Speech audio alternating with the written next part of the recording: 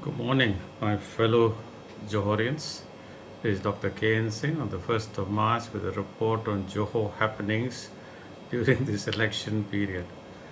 The parliament sitting has just started, and if I remember correctly, the DAP and Pakatan Harapan both said that when they signed the MOU with the backdoor government, that the anti-hopping law would be tabled at the next sitting of parliament.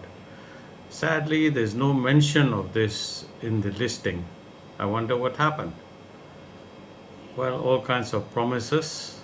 The MOU was signed, and this was the explanation, but still no results. Please keep in mind getting elected is one thing, but if you don't keep your promises, you will not be re elected.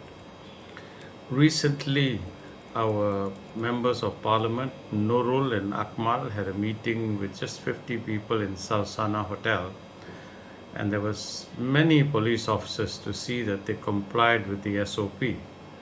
I find it very strange that when Prime Minister Ismail Sabri held a rally and there were crowds with no social distancing and we didn't see any police around.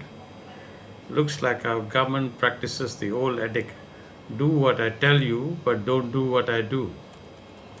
The British Prime Minister also had parties during MCO and is being investigated by the police, but in Malaysia, only the opposition must comply.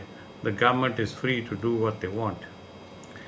This morning, a friend who is Chinese educated came and told me that he was very upset with the report in the Chinese press where the DAP Lim Guan Eng said that Warisan had come to Johor to spoil votes and this would let UMNO win.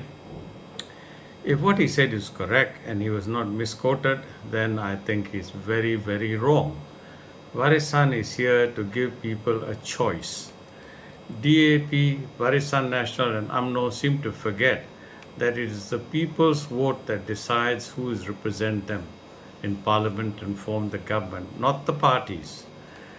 The people in Johor are fed up, absolutely fed up of corruption, and everybody wants to get rid of corruption. And in this Johor election, that is the main theme. To do that, we have to choose a new set of people as the older politicians have actually been convicted for corruption and are now trying to appeal the court sentence. Warisan and Muda are actually a breath of fresh air in Johor, and I'm happy to see both these parties are complementing each other. Where Muda is standing, Warisan is not. People ask me who they should vote for, and I tell them, please vote with your conscience. When they insist, then I tell them who I am voting for. I tell them that I will vote for the new parties. Where Muda is standing, I will vote for Muda, and where Warisan stands, I will vote for Warisan. A party that has the motto, we are here to build a nation and not a particular race or religion, definitely has my support. My friends and patients often ask me, what happened if both Muda and Warisan are not standing in my area? Here, I would vote for PKR just to give them another chance.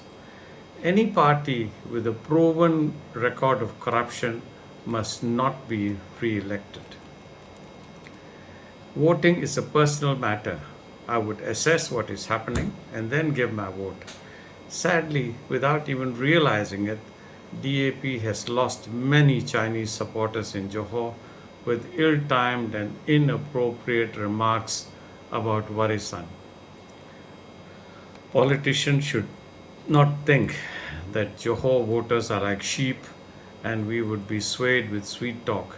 You guys are in for a shock.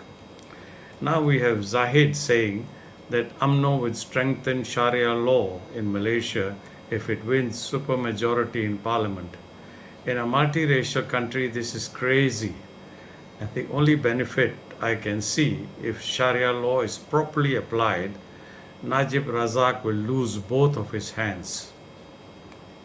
We forget that it is not the party that decides the government, it is the voter that decides. And now, my fellow Johorians, it's time for us to decide. Do we want to condone corruption Or do we want to start with a clean sheet? You decide. Please vote for the Malaysia we all want. Thank you very much. I will be back just before the elections to give you an idea who I think will win. And meanwhile, take care and enjoy the election fever. Bye.